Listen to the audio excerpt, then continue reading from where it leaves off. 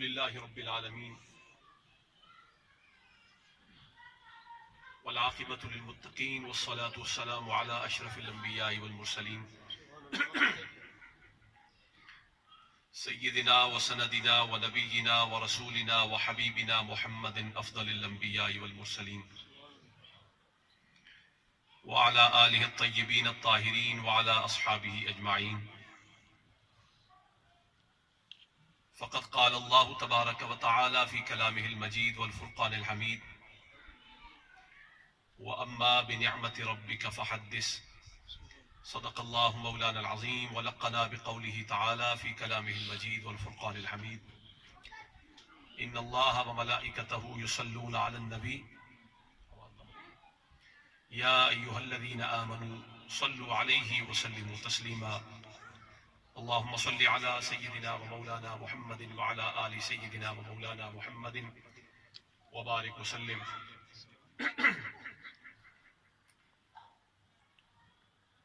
گرامی قدر حضرات،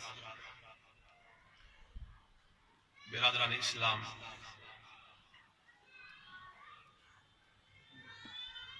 خوش نصیبی ہے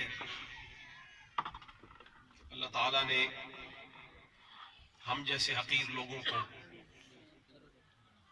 ساری کائنات کی افضل خلق محمد مصطفیٰ صلی اللہ علیہ وسلم آپ کے ذکر جمیل کا موقع عطا فرمایا ہے. ہمارے جسم بھی ناپاک، ہماری زبانیں بھی ناپاک، ہمارے اعمال بھی ناپاک، ہماری آمدنی کا بھی معلوم نہیں ہے کہ پاک ہے، حلال ہے، طیب ہے، طاہر ہے کہ نہیں ہے. یہ اس کی کرم نوازی کے سوا کچھ نہیں ہے کہ اس نے سب سے پاک مصطفیٰ کا ذکر ہماری زبانوں پہ جاری فرمایا. اس موقع کو اللہ کا انعام ہی سمجھا جائے. اگر خدا کا یہ قانون ہوتا نا کہ مصطفیٰ کا ذکر کسی پاک ہی زبان پر آتا تو شاید ہمارے نصیب میں نہ ہوتا. اگر یہ قانون ہوتا، یہ اس کی یہ بلا شبہ اس کی خصوصی مہربانی ہے کہ ہمارے ناپاک کان مصطفیٰ کا ذکر سن رہے ہیں. یہ ناپاک زبانیں اس قابل نہیں ہے کہ حضور کا ذکر کر سکیں. ہر ایک اپنے اپنے گریبان میں جھانک کے دیکھ سکتا ہے. میں تو خود کو سب سے گناہگار سمجھتا ہوں، سب سے حقیر ہے. یہ اس کی کرم نوازی ہے کہ زندگی میں کوئی موقع، کوئی بہانہ ایسا بنا دیتا ہے کہ جس بہانے کی وجہ سے ہماری بخشش کا سامان کر دیتا ہے. آپ لاکھ دفعہ صدائیں لگائیں استغفر اللہ اور توبہ استغفار کریں، اتوب الی اللہ، اس کی بارگاہ میں جو بات ذکر مصطفیٰ سے بنتی ہے وہ کسی استغفار سے نہیں بنتی.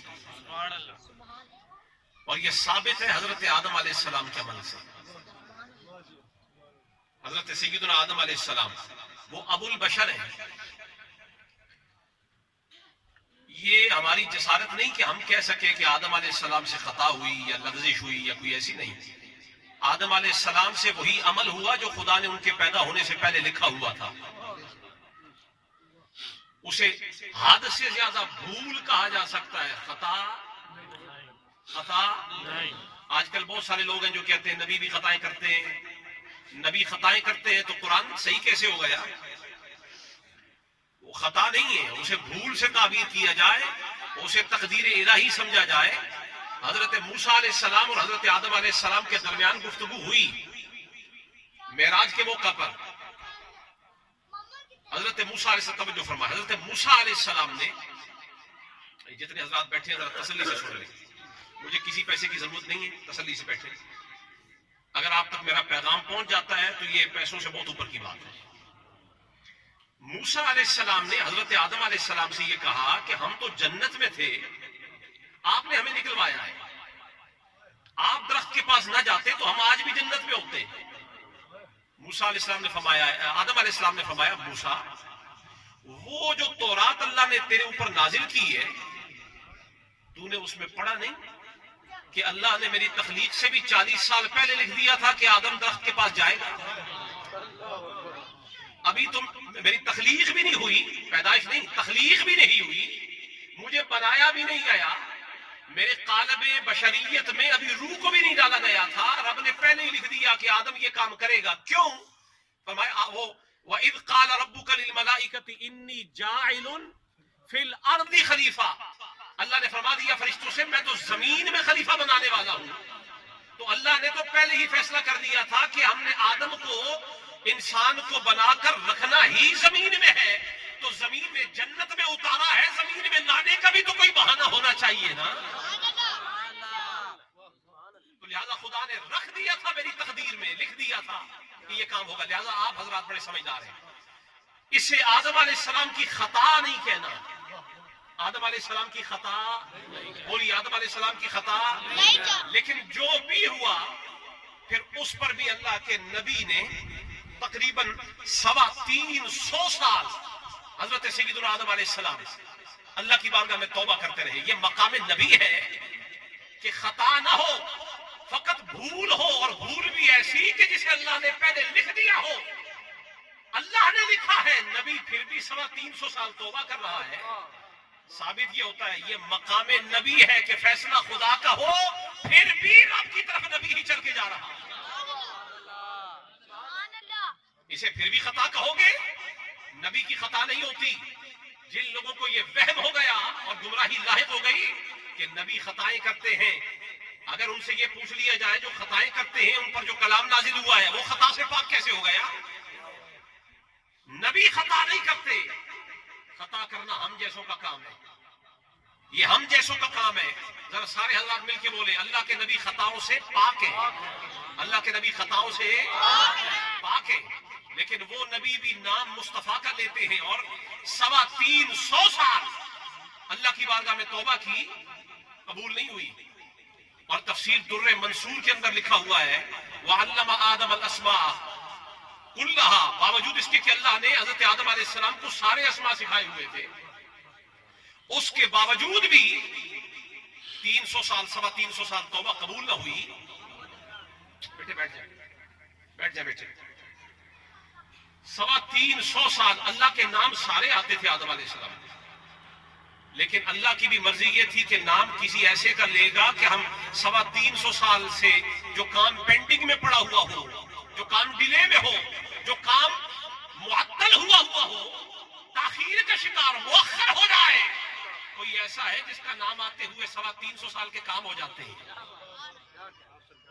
کتنے عرصے کے کام ہو جاتے ہیں؟ ذرا زور سے بولیے, کتنے عرصے کے؟ وہ نام کس کا ہے؟ اسی کا ہے جس کا میلاد آپ بنا رہے ہیں. کتنے عرصے کے کام ہوئے؟ 350 سال کا کام جو نہیں ہو رہا تھا ہو گیا. جی معلوم یہ ہوا تالا کھلتا ہی تب ہے جب چابی پوری آئے تو اس سے کھولا جاتا ہے. دندانے پورے بیٹھے تو تالا تب کھلتا ہے, چابی کے دندانے تالے کے اندر پورے نہ بیٹھے تو تالا کھلتا ہی نہیں ہے. تو آدم علیہ السلام نے 350 سال ہر طرح کی چابی لگائی تھی, توبہ والا تالا نہیں کھلا. ہاں وہ مدینے والے مصطفیٰ کی چابی لگی ہے تو سارے تالے کھل گئے.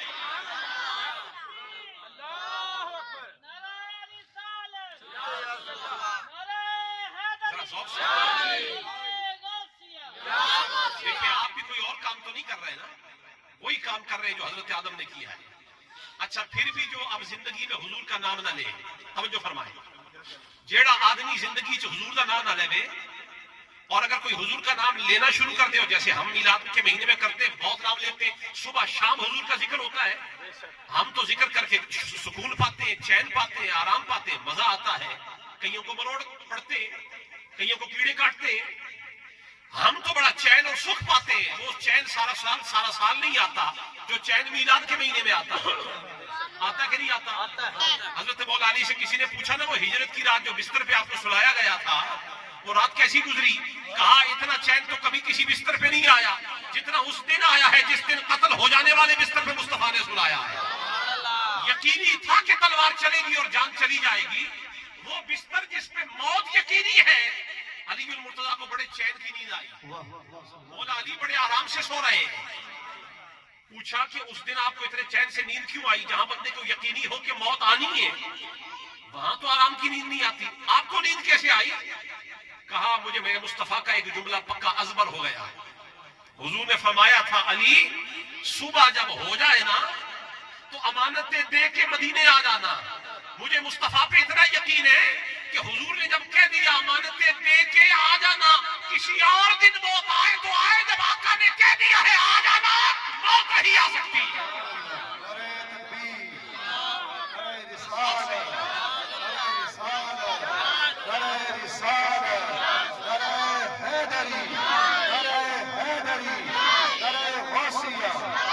اس لیے ہمیں بھی چین آتا ہے میلاد کے مہینے میں. آپ کو سبحان اللہ ذوق کے ساتھ کہیں سبحان اللہ. ہمیں بھی چین میلاد کے مہینے میں آتا ہے، اس لیے کہ حضرت آدم علیہ السلام کے 350 سال کی تکلیف، 350 سال کی تکلیف، آپ تکلیف ہی ہے. جب اللہ تعالیٰ نے ان کو توبہ پہ لگایا ہوا ہے اور توبہ کی قبولیت کی ابھی کوئی بشارت نہیں آئی، کوئی خبر نہیں آئی کہ توبہ قبول ہو گئی، تو نبی تو ایک تکلیف کے مرحلے سے گزر رہے ہیں. تو 350 سال کی تکالیف ختم ہو گئی ایک نام سے. ایک نام کوئی کام بگڑنے نہیں دیتا، بگڑے بھی بنا دیتا ہے، بس نام محمد. یہ وہ نام ہے جو ہم نے، اس لیے حضور نے فرمایا، اسی لیے قرآن میں اللہ فرماتا ہے وَأَمَّا بِنِعْمَةِ رَبِّكَ فَحَدِّثْ. اللہ کی نعمت کے خوب چرچے کرو، خوب چرچے کرو. اور یہ بھی ڈیوٹی خدا نے لگائی ہوئی ہے. جب اللہ نے کہہ دیا چرچے کرو، جو نہیں کرتے ہمیں ان سے کوئی گلہ نہیں ہے، کیونکہ ڈیوٹی خدا نے لگائی ہے. کام کرتا وہی ہے جسے خدا معمول کرتا ہے. جسے خدا نے معمول ہی نہیں کیا اس سے کوئی گلہ شکوہ نہیں. اللہ نے آل سنت کو لگایا ہوا ہے، جب بھی میرے مصطفیٰ کی آمد کا مہینہ آ جائے چرچے تم نے کرنے ہیں. کس نے کرنے ہیں؟ اہل سنت کی اللہ نے ڈیوٹی لگائی. جو میلاد منائے خوشی بھی اپنوں کو ہوتی ہے، غیروں کو نہیں ہوتی. خوشی کس کو ہوتی ہے؟ اپنوں کو ہوتی ہے. حضور کی آمد کی جتنی خوشی حضرت عبداللہ کو ہے، جتنی خوشی حضرت آمنہ کو ہے، جتنی خوشی حضرت ابو طالب کو ہے، جتنی خوشی حضرت عبد المطلب کو ہے، اور جتنی خوشی حضور کے غلاموں عاشقوں اہل سنت کو ہے، اتنی خوشی کسی کو نہیں ہے. اور اس کی دلیل یہ ہے کہ ہم حضور کے آنے کا جشن مناتے ہیں. اچھا، ایک حدیث شریف میں آپ کے سامنے پیش کرنا چاہتا ہوں.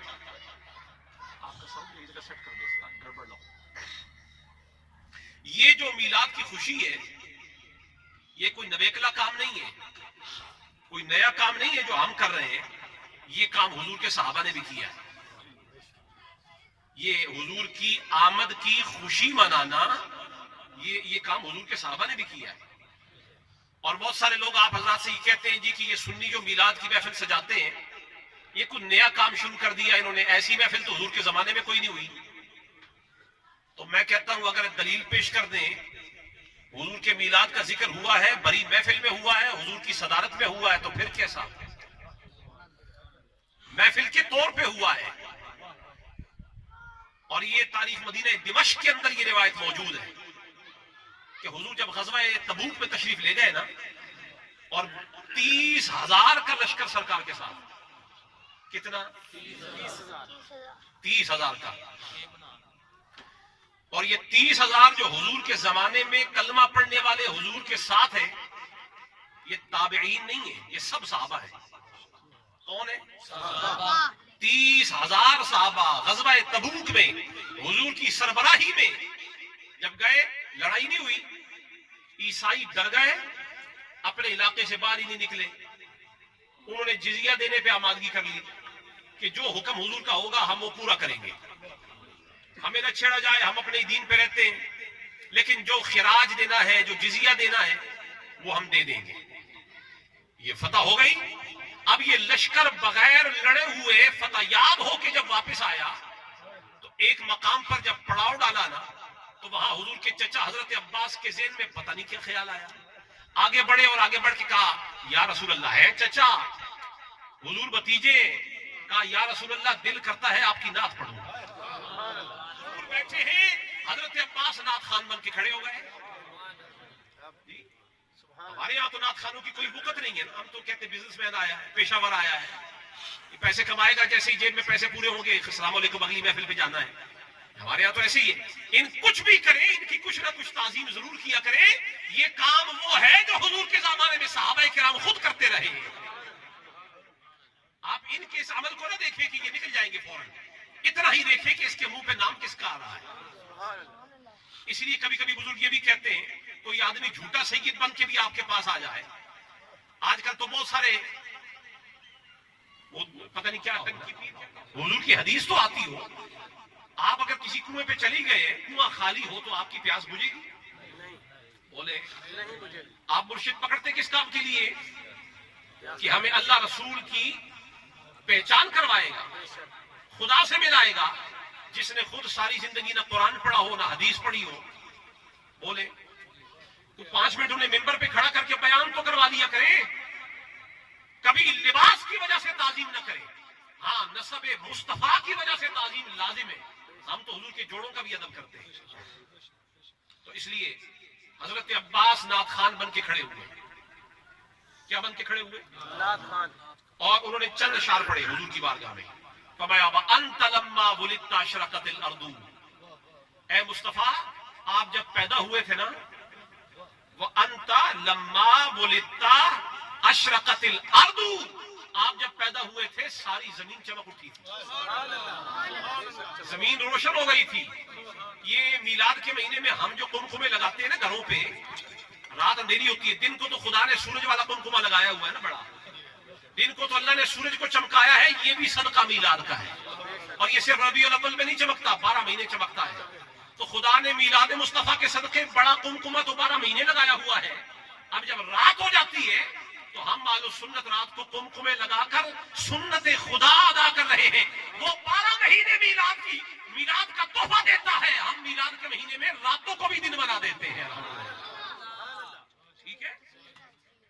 تو حضرت عباس کہتے ہیں وَأَنْتَ لَمَّا وُلِدْتَ أَشْرَقَتِ الْأَرْضُ, اے مصطفیٰ جب آپ پیدا ہوئے تھے تو ساری زمین روشن ہو گئی. ساری زمین بولو, ساری زمین روشن ہو گئی. اچھا ابھی میں حضور کا ذکر کر رہا ہوں, آپ کا دل روشن ہوا؟ جی سبحان اللہ. کسی کو کہنے کی ضرورت نہیں ہے, یہ چہرے کے تاثرات بتا دیتے ہیں کتنا روشن ہے اور کتنا ابھی بھی تیرگی ہے, کتنا اندھیرا ہے اور کتنا سویرا ہے. چہرے بتا دیتے ہیں. جب مصطفیٰ محبوب کی بات ہو, چہرے کی کھلکھلاہٹ بتا دیتی ہے کہ اندر کا حال کیا ہے. بڑے بڑے حکیم دیکھے ادھر نبض پہ ہاتھ رکھتے ہیں, بتا دیتے ہیں بیماری کیا ہے. ہم بھی اچھے خاصے حکیم ہیں, آسانوں کی زندگی گزر گئی, عمر گزری ہے اسی دشت کی سیاہی میں, عمر گزری ہے اسی دشت کی سیاہی میں, میری ہر نسل ہے شبیر کی مداحی, میری ہر نسل ہے شبیر کی مداحی. ادھر نبض پہ ہاتھ رکھ کے جان لیتے ہیں ناسبی ہے یا سچا سچا سنی ہے. بڑے بڑوں کو مروڑ پڑتا ہے. مولا علی کا ذکر کریں اور جس کے چہرے کا جغرافیہ بدل جائے منافق ہے, اور حضور کا ذکر کریں, حضور کا ذکر کریں اور بندے کے چہرے پہ کچھ مردگی آ جائے, یعنی مرنے والی حالت ہو جائے, تو یہ ایمان کی دلیل نہیں ہے. ایمان یہ ہے کہ اگر علی کا ذکر آئے تو چہرہ کھلکھلانا چاہیے, علی کے مولا مصطفیٰ کا ذکر آئے تو اور کھلکھلا جانا چاہیے. فرمایا آپ جب تشریف لائے تو زمین روشن ہو گئی. وضاعت بنورک الافق,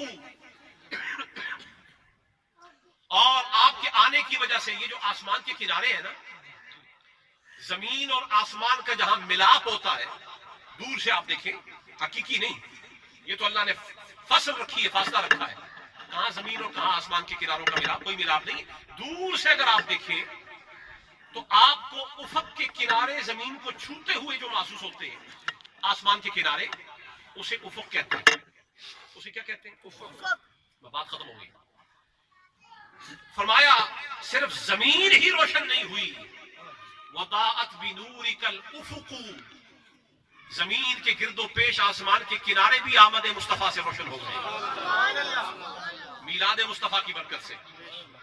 اور یہ ماجرا کیا ہوا؟ وہ جو حضرت آمنہ سے حضور کی ولادت ہوئی تھی نا، تو نور چمکا تھا۔ مبالغہ نہیں ہے، ایگزیجریشن نہیں ہے، کوئی میتھ یا فینٹیسی نہیں ہے، ایسی بات نہیں ہے کہ غیر حقیقی بات کر رہے ہیں اور کوئی کہاوت، کوئی افسانہ بیان ہو رہا ہے، من گھڑت نہیں، بلکہ یہ نور چمکا تھا۔ حضور کے صحابی حضرت جابر ہیں، یہ مدینے کے رہنے والے ہیں۔ جب یہ مسلمان ہوئے نا، تو انہوں نے حضور کی بارگاہ میں کہا، یا رسول اللہ، میں آپ کو بتاتا ہوں، جب آپ کی ولادت ہوئی تھی نا، میں مدینے میں تھا، آپ مکے میں پیدا ہوئے، نور مکے میں چمکا تھا، ہم مدینے والوں نے مدینے میں دیکھا تھا، ہم نے دیکھا تھا۔ تو حضرت عباس بھی کہتے ہیں، نہ صرف زمین روشن ہوئی بلکہ آسمان بھی روشن ہو۔ ذرا آدھی تقریر آپ بھی کر لیں، آسمان بھی روشن ہو۔ کل مقرر تقریر کرے تو مزہ نہیں آتا، کچھ تھوڑی آپ کو بھی کروانی چاہیے۔ نری محنت ہم سے نہ کروائے، کچھ محنت آپ بھی کیا کریں۔ زمین روشن نہیں ہوئی، آسمان بھی روشن ہو گیا۔ پکا یاد کر لیں، حضور کے آنے پر آسمان بھی روشن ہو گیا۔ یہ آسمان اور زمین روشن کیوں ہوئے؟ روشن ہو کر بتایا ہے، میلاد منا رہے ہیں۔ کیا کر رہے ہیں؟ زور سے آنکھو، میلاد منا رہے ہیں۔ اگر ان کا میلاد زمین منائے اور آسمان منائے، اور یہ جو میں روایت پیش کر رہا ہوں، کتنے صحابہ بیٹھے ہیں جن کے سامنے حضرت عباس بیان کر رہے ہیں؟ 30,000۔ کتنے صحابہ؟ 30,000 صحابہ کے سامنے میلاد مصطفیٰ حضرت عباس نے پڑھا۔ حضور سن رہے ہیں، حضور صحابہ بیٹھے ہیں، حضرت عباس میلاد کی بات کر رہے ہیں۔ میں نے پوچھا، پھر ساڈے میلاد تے صحابہ دے میلاد فرق کی ہویا؟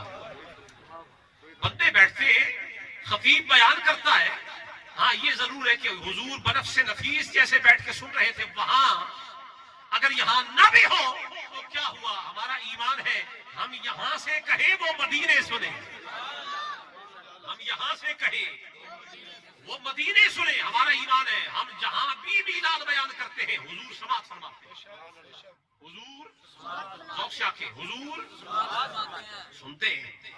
اور بریلویوں کے جو پیر ہے نا، امداد اللہ مہاجر مکی، ان کی کتاب امداد المشتاق، اس کے اندر وہ کہتے ہیں، حضور جسم کے ساتھ اپنے میلاد کی محفل میں نہ بھی آئے تو کیا فرق پڑتا ہے؟ حضور روحانی عالم میں ہر میلاد کی محفل میں آ جاتے ہیں، اپنی روحانی حالت سے ہر میلاد کی محفل میں حضور آ جاتے ہیں۔ تو آج میں آپ کو ایک دلیل پکی کروا کے جا رہا ہوں۔ حضور کے سامنے 30,000 صحابہ کرام نے حضور کا میلاد منایا، اور میلاد کا خطیب کون تھا؟ حضرت عباس، حضور کے چچا۔ خطیب کون تھا؟ شاعر تھے۔ اور شاعری سے میں ایک دلیل اور پیش کر دیتا ہوں، ہر طرح کی شاعری جائز نہیں ہے۔ قرآن کریم میں اللہ فرماتا ہے، وَمَا عَلَّمْنَاهُ الشِّعْرَ وَمَا يَنبَغِي لَهُ، ہم نے آپ کو علم شعر نہیں عطا فرمایا، یہ نبی کے لیے ضروری شے نہیں ہے۔ نبی کو اللہ نے شعر نہیں سکھایا، اس میں بھی بڑی حکمت ہے۔ شاعر کا کام یہ ہوتا ہے کہ وہ کسی کی تعریف کرتا ہے۔ کیا کرتا ہے؟ کبھی زمین و آسمان کے غلامے ملا دیتا ہے، کیونکہ اس نے اپنے شعر کو خوبصورت بنانا ہوتا ہے۔ پھر وہ حقیقت کو کئی دفعہ ملحوظ خاطر نہیں رکھتا، پھر کہتا ہے بس شعر کسی طرح اچھا ہو جائے تاکہ تحسین ملے، آگے سے تعریف ہو، لوگوں کو پسند آئے۔ یہ شاعر کی ہوتی ہے، ایک فطرت ہے۔ تو شاعر وہ ہوتا ہے جو کسی کی تعریف کرے۔ تو اللہ نے حضور کو محمد بنایا ہے، فرمایا سوڑیا تو بس میری ہی تعریف کرنی ہے، تجھے شاعر نہیں بنایا تاکہ تجھے کسی کی تعریف نہ کرنی پڑے، دنیا کو تیری تعریف کے لیے بنایا ہے۔ جو کرے تیری تعریف کرے، تو کیوں کرے کسی کی تعریف؟ شاعر کا کام ہے کسی کی تعریف کرنا، دنیا کا کام ہے مصطفیٰ کی تعریف کرنا، محمد کا کام ہے اپنے خدا کی تعریف کرنا۔ نعرہ رسالت، نعرہ رسالت، نعرہ حیدری، نعرہ غوثیہ، علماء اہل سنت۔ اب میں شعر کی بات بتانے لگا ہوں۔ حضرت حسان ابن ثابت، ذرا توجہ سے سننے والی بات ہے، یہ حسان مصطفیٰ، حسان مصطفیٰ، مصطفیٰ کا حسان، کیا منظر ہوگا کہ جب وہ حضور کے سامنے کھڑے ہو کے حضور کی نعت پڑھتے ہوں گے؟ جی احمد اللہ خان صاحب فاضل بریلوی رحمت اللہ تعالیٰ علیہ، آپ کہتے ہیں وصیت میں، کہتے ہیں جس وقت میں مر جاؤں نا تو عام لوگوں کی قبر کو جتنا کھودا جاتا ہے، میری قبر تھوڑی زیادہ کھودنا، اتنی کھود دینا تاکہ ایک قد آدم ایک آدمی جتنا اندر کھڑا ہو جاتا ہے نا، اتنی گہری میری قبر رکھنا تاکہ بندہ کھڑا ہو سکے، کیونکہ جب فرشتے آتے ہیں تو وہ میت کو اٹھا کے بٹھاتے ہیں، اقعداہ فیقعدانہ، یہ دونوں لفظ ملتے ہیں، فیقعدانہ، دونوں فرشتے میت کو بٹھاتے ہیں، یعنی دوزانو بٹھا دیتے ہیں جب حضور آئیں گے قبر میں۔ لیکن احمد رضا خان صاحب نے کہا میری قبر زیادہ کھودنا، میرا بیٹھنے کا پروگرام نہیں ہے، مجھے وہ بٹھائیں گے میں کھڑا ہو جاؤں گا، کیونکہ جب حضور آئیں گے بیٹھوں گا نہیں، کھڑا ہو کے ہاتھ باندھ کے کہوں گا مصطفیٰ جان رحمت پہ لاکھوں سلام۔ سبحان اللہ، نعرہ تکبیر۔ ساری زندگی ہم اپنے محافل کے بعد کھڑے ہو کے حضور پر سلام پڑھتے، کہتے ہیں جب وہ سامنے نہیں ہوتے تھے تو کھڑے ہو کے پڑھتے تھے، جب وہ سامنے ہوں گے تو میں بیٹھوں گا کیوں، کھڑا ہو کے سلام پڑھوں گا۔ تو اس لیے اس حسان کے کیا کہنے جو ساری زندگی حضور کے سامنے نعتیں پڑھتا رہا، کیا نعت خان ہے اور کیا محفل نعت ہے۔ تو حضرت حسان نے ایک دن مسجد نبوی میں شعر پڑھا، حضرت فاروق اعظم آگے آئے اور کہا حسان مصطفیٰ کی مسجد میں، حضور کی مسجد میں شعر پڑھتے ہو؟ منع فرما دیا۔ حضرت حسان نے آواز ماری، کہا کون ہے جو میری اس بات پہ گواہی دے کہ جب میں نے حضور کے سامنے شعر پڑھا تھا تو حضور نے میرے لیے دعا فرمائی تھی، اے اللہ اس کی روح القدس کے ذریعے سے مدد فرمانا۔ بتا، جب حضور نے مجھے دعا دی تھی کہ اللہم ایدہ بروح القدس، اے اللہ یہ حسان میری نعتیں پڑھتا ہے، تو جبریل امین کے ذریعے سے اس کی مدد فرما، جب یہ میرا دفاع کرے تو کوئی اس کو گزند نہ پہنچائے، یہ میرے دفاع پہ کھڑا ہو، جبریل اس کے دفاع پر کھڑا ہو۔ حضرت ابو ہریرہ نے کہا میں گواہ ہوں اس بات کا کہ حضور نے آپ کے لیے یہ دعا فرمائی تھی۔ جب یہ بات ہو گئی نا، اب حضرت حسان نے حضرت فاروق اعظم کی طرف دیکھا، کہا سنیا جی حضور نے مینوں کیڑی دعا دیتی ہے؟ دیکھا وہ شاعر اور ہیں جن کے شعر کے اندر کوئی گڑبڑ ہوتی ہے، مجھے تو شاعر بنایا ہی مصطفیٰ نے، اور مجھے خدا نے کھڑا ہی مصطفیٰ کے لیے کیا ہے۔ کافر حضور کی مذمت میں شعر لکھتے ہیں، میں حضور کی مدحت میں لکھتا ہوں، اور دشمنان مصطفیٰ کی مذمت میں اور ان کے ہجو میں لکھتا ہوں، اس لیے میری مدد پر حضور نے دعا فرمائی۔ تو اس لیے گرامی قدر حضرات، یہ حضور کے سامنے حضور کا میلاد بیان ہوتا رہا۔ آپ خوش نصیب ہیں، میلاد منایا کریں۔ آپ میں سے بہت سارے ایسے لوگ ہیں جن کو اللہ تعالیٰ نے بڑی دولت عطا فرمائی ہے، بڑا کھاتے پیتے ہیں، لوگ تو 3 ٹائم روٹی کھاتے ہیں، آپ ماشاءاللہ 5 6 ٹائم بھی کھاتے ہیں، ایسا ہی ہے جی۔ دن میں 3 محفلیں میلاد کی ہوں، 3 روٹیاں یہ 3 گھر کی، ہے کہ نہیں؟